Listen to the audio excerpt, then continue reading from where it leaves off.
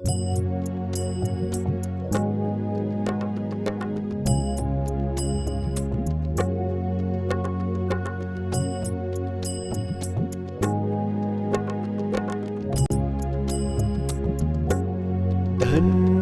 ધન્ય જેતલપુર ગામ,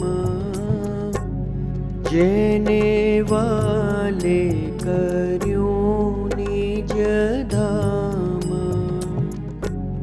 ત્યાં કર્યા મોટા જગના, ખૂટ્યું નહીં દ્રુત ગોળ અન્ન.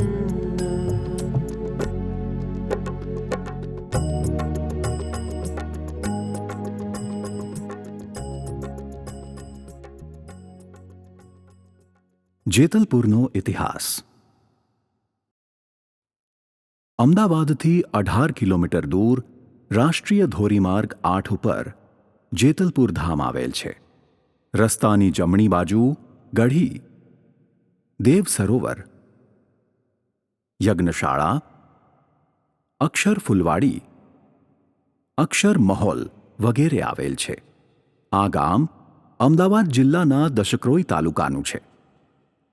જેતલપુર ગામનો ઇતિહાસ અમદાવાદ સાથે સંકળાયેલો હોય તેના એક ભાગ રૂપે છે.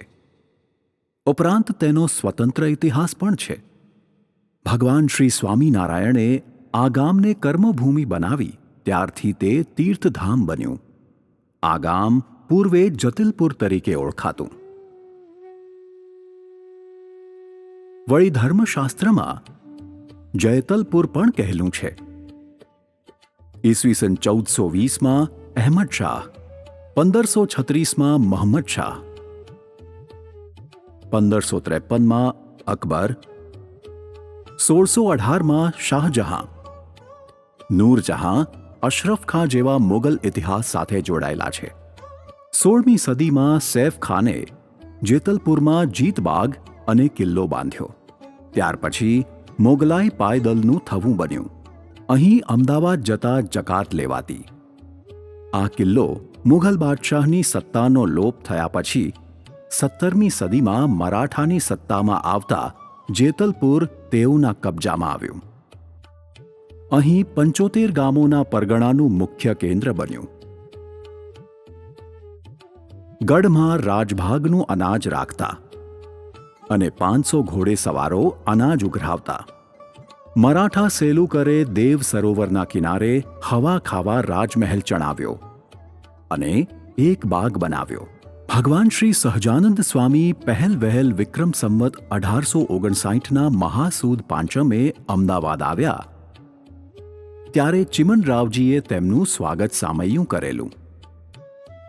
આખરે ઈસવીસન 1817માં ખેડા કલેક્ટર સર ડનલોપે ઈસ્ટ ઇન્ડિયા કંપનીના એજન્ટ તરીકે અમદાવાદ અને જેતલપુર ઉપર કબજો કર્યો.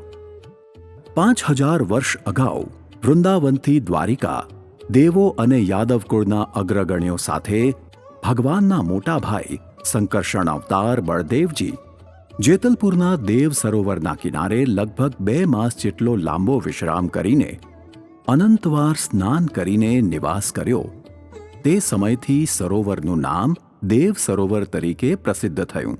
બ્રહ્માજીના આદેશથી રૈવત રાજાએ પુત્રી રેવતીના લગ્ન બળરામજીની સાથે દેવ સરોવરના કિનારાના પરિસરમાં 33 કોટી દેવો બ્રહ્મા, વિષ્ણુ, મહેશની પાવન ઉપસ્થિતિમાં દિવ્ય વિવાહ કર્યો. તે સમયથી આ ભૂમિના ઉત્તમ પ્રારબ્ધ શરૂ થયા. તત્કાળ સિદ્ધિ આપનાર બળવાન જેતલપુરના દેવ સરોવરના કિનારાની ભૂમિએ અનેક એવા ઋષિમુનિઓ અને સંતોએ દીર્ઘકાળ સુધી તપશ્ચર્યા કરીને સિદ્ધિ પ્રાપ્ત કરેલી છે. તે ઇતિહાસના અનુસંધાનમાં જેતલપુરમાં શ્રી રેવતી બળદેવજીની ભગવાન સ્વામિનારાયણે સ્થાપના કરેલી છે. દેવ સરોવરના કિનારે જ્યાં ગંગામાના અગ્નિ સંસ્કાર થયેલા હતા ત્યાં અતિ પ્રસાદીની છત્રી આવેલી છે. જેતલપુર મંદિરની બાજુમાં ગંગામાનો પ્રસાદીનો ઓરડો આવેલ છે.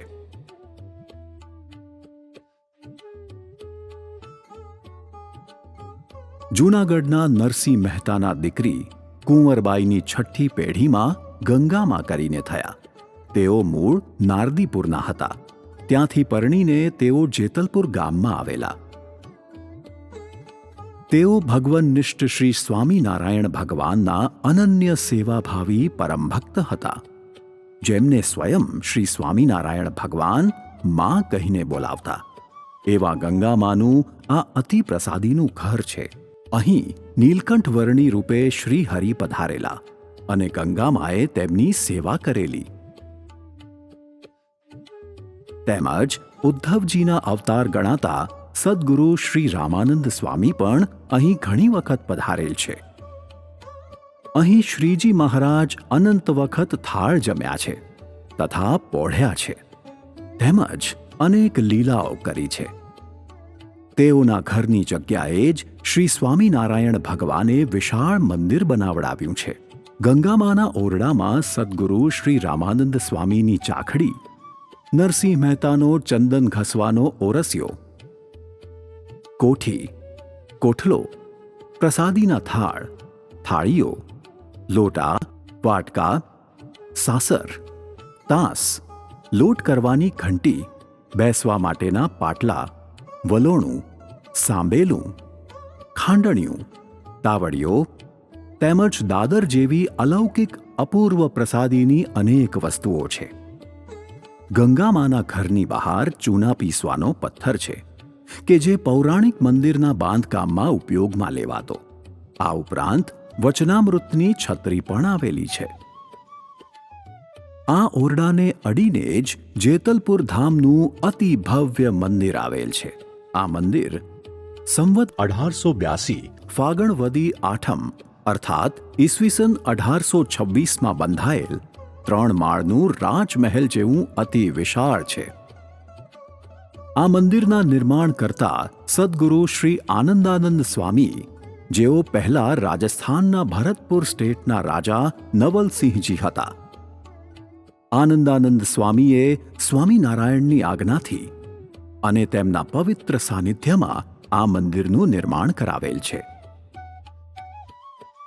આ મંદિરમાં મુખ્ય 3 શિખરો અને 2 નાના શિખરો તથા અન્ય નાના મોટા અનેક ઘૂમટી ઝરૂખાઓ છે, જે દર્શન કરવા આવનારના ચિત્તને આકર્ષે તેવી અદ્ભુત કલાકૃતિઓથી યુક્ત છે. મંદિરના મુખ્ય ખંડમાં શ્રી રેવતી, બળદેવજી અને હરિકૃષ્ણ મહારાજ વિરાજે છે. વચ્ચેની મૂર્તિ શ્રી બલરામજી છે, જેઓ શ્રી કૃષ્ણ ભગવાનના મોટા ભાઈ છે. સાથે પત્ની રેવતીજી છે. ત્રીજી મૂર્તિનું શ્રી હરિકૃષ્ણ નામાભિધાન કરવામાં આવેલ છે. આ મૂર્તિઓનો ઇતિહાસ રોચક છે. ગંગામાના દાદા શ્યામજી મહેતાને એક વખત સ્વપ્ન આવ્યું. ભગવાને તેમને કહ્યું કે તમો અમુક જગ્યાએ ખોદકામ કરો, અમારી મૂર્તિઓ મળશે, તેની સેવા પૂજા કરજો. મુગલ કાળના વખતમાં મંદિરો ધ્વસ્ત થતાં મૂર્તિઓને બચાવવા એ સ્વરૂપોને જમીનમાં મૂકી દેવામાં આવેલી તેને પુનઃ બહાર કાઢવામાં આવી. જમીનમાંથી નીકળેલી મૂર્તિઓમાં રેવતી, બળદેવજી, લક્ષ્મણજી, શ્રી રાધા, કૃષ્ણ, કુબેરજી, બળિયાદેવ આટલા સ્વરૂપો મળેલા, જેમાંથી શ્રી રાધાકૃષ્ણ દેવ ગંગામા પાસે અને બળિયાદેવ નાયકોને આપવામાં આવ્યા. ત્યારબાદ બાકીના 3 સ્વરૂપોને યોગ્ય સમયે ભગવાન શ્રી સ્વામિનારાયણે પોતે સ્વહસ્તે નવધામના નિર્માણ કર્યા. તેમાં 5મું ધામ જેતલપુરની ગણના કરવામાં આવે છે. આ જેતલપુરનું મંદિર તૈયાર કરાવી પોતે સ્વહસ્તે પ્રતિષ્ઠા કરી પધરાવ્યા છે. ડાબી બાજુના કક્ષમાં શ્રી રાધાકૃષ્ણજીની સુવર્ણ મૂર્તિ બિરાજમાન છે.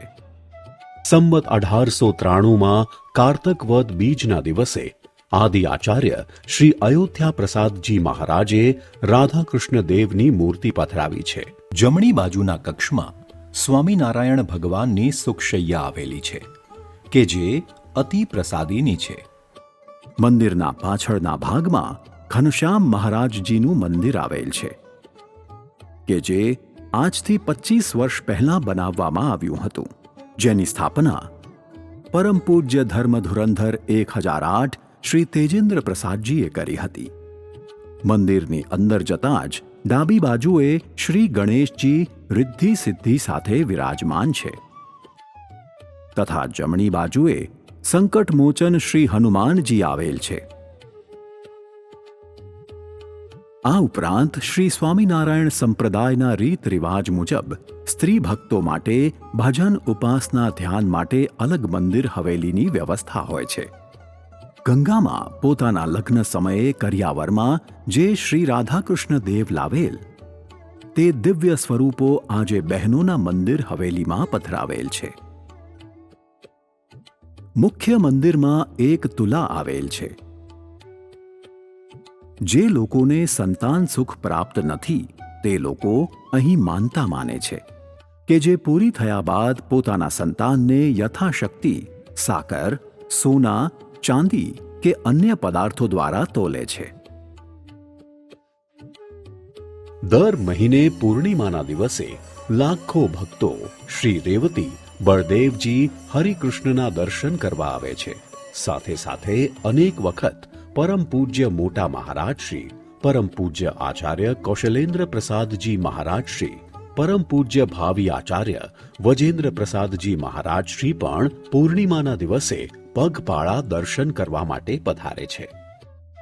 આ મંદિરની સામે એક ભવ્ય સભા મંડપ આવેલ છે. અહીં ઇતિહાસકારો, સંશોધકો અને નિષ્ણાતો રિસર્ચ કરવા આવે છે. શિલ્પશાસ્ત્રની, વાસ્તુશાસ્ત્રની તથા કાષ્ઠની કલાકૃતિ જોવા મળે છે. આપણી સંસ્કૃતિનો અમૂલ્ય વારસો અહીં જોવા મળે છે. અહીં દરેક થાંભલાઓની કાષ્ઠની નકશીઓમાં કોઈને કોઈ પૂર્વનો ઇતિહાસ કંડારવામાં આવેલ છે. આ સભા મંડપ સંપૂર્ણ કાષ્ઠનો 3 માળનો અતિ વિશાળ તેમજ કલાકૃતિઓથી યુક્ત છે.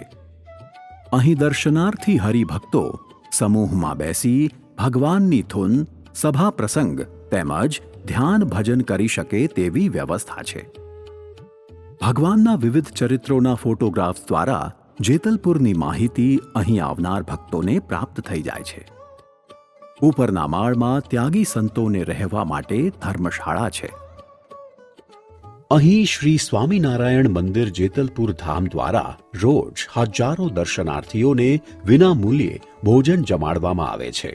દેવ સરોવરના સામેના કિનારે આ યજ્ઞશાળા આવેલ છે. આ સ્થળે શ્રી સ્વામિનારાયણ ભગવાને અતિ વિશાળ મહામોટા યજ્ઞો કરાવેલા હતા.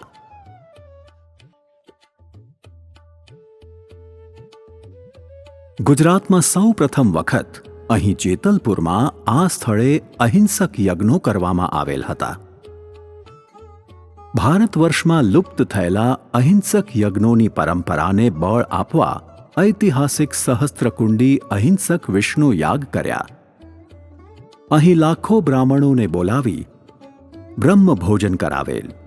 યજ્ઞ નારાયણ દેવને અનેક ઘીની આહુતિઓ અપાતી. મહાવિષ્ણુ યાગ, રુદ્રયાગ જેવા અનેક યજ્ઞો વેદ વિધાન અનુસાર કરવામાં આવેલ હતા. યજ્ઞશાળાથી આગળ અક્ષર મહોલ આવેલ છે. મુગલ કાળમાં આ મહેલ તૈયાર થયેલ જણાયેલ છે. શ્રી સ્વામિનારાયણ ભગવાનના વખતમાં નાથી ગણિકાએ આ મહેલ ભગવાનને અર્પણ કરેલ છે. જ્યારે જ્યારે શ્રી સ્વામિનારાયણ ભગવાન પધારતા ત્યારે અહીં મહેલમાં હંમેશા નિવાસ કરીને રહેતા. આ મહેલમાં અનેક કમરાઓ તેમજ રહેવાની સુવિધા છે. બાજુમાં જ દેવ સરોવર નામે વિશાળ તળાવ મહેલની શોભામાં વૃદ્ધિ કરે છે. મહોલમાં શિવજીનું મંદિર છે. આ સ્વામિનારાયણ ભગવાન નિત્ય આ શિવજીની પૂજા કરતા હતા.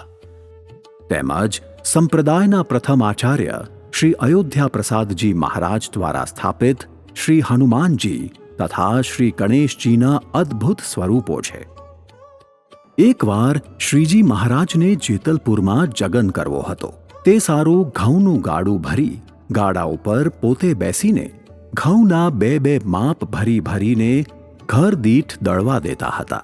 ત્યારે આગળ એક ગણિકાનું ઘર આવ્યું. તે પોતાને ઘરે એ ગણિકા ઊભેલી. તે મહારાજને જોઈને બોલી, સ્વામિનારાયણ, શું દળવા આપો છો? ત્યારે તેને મહારાજ કહે, ઘઉં દળવા આપીએ છીએ. ત્યારે ગણિકા કહે, શું દળામણ આપો છો? ત્યારે મહારાજ કહે, પૈસા તો આપતા નથી ને દળે તેનું કલ્યાણ કરીએ છીએ. ત્યારે ગણિકા કહે, હું દળું તો મારું કલ્યાણ કરો. ત્યારે મહારાજ કહે, તારે હાથે દળ તો કલ્યાણ કરું. ત્યારે ગણિકા કહે, લાવો 2 માપ બને ભરી આપો. પછી મહારાજે ઘઉંના 2 માપ એટલે પોણા મણને આશરે તે ભરીને એ ગણિકાને આપ્યા. પછી તે ગણિકા રાતે દળીને ટોપલો લોટ ભરીને મહારાજને આપવા આવી. તે આપીને એમ બોલી, હવે મારું કલ્યાણ કરશો? ત્યારે મહારાજ કહે, એ ઘઉં કોણે દળ્યા? ત્યારે એ ગણિકા કહે, મારે હાથે દળ્યા. ત્યારે મહારાજ કહે, તારો હાથ દેખાડ જોઈએ.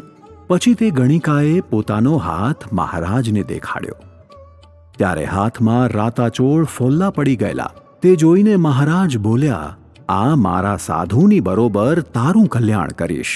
એમ એ ગણિકા ઉપર રાજી થયા ને કલ્યાણ કર્યું. એ વાત પૂરી થઈ.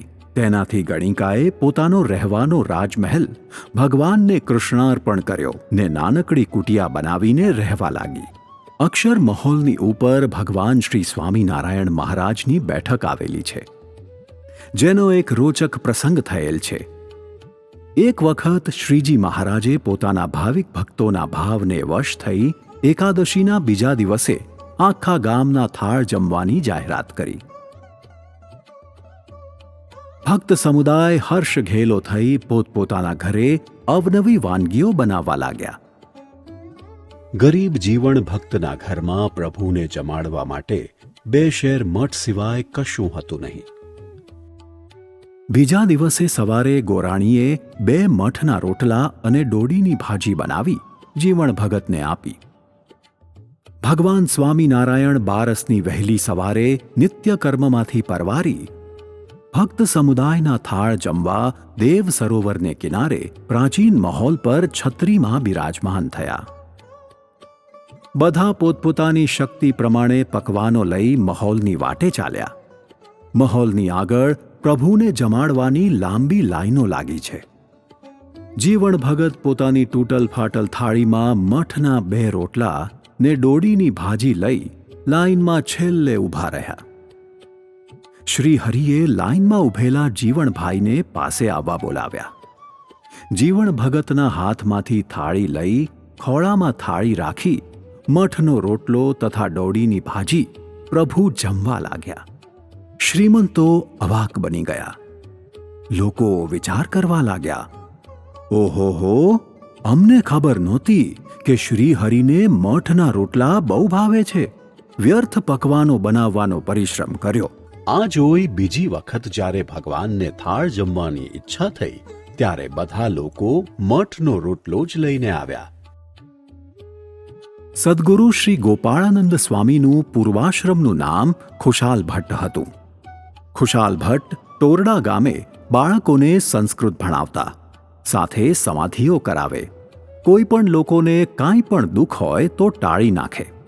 એકવાર જેતલપુરમાં શ્રી હરિએ મોટો યજ્ઞ કરવા ધાર્યો. તેમણે બ્રાહ્મણ વેશ ધારણ કર્યો અને ટોરડા અચલેશ્વર મહાદેવ સુધી ગયા.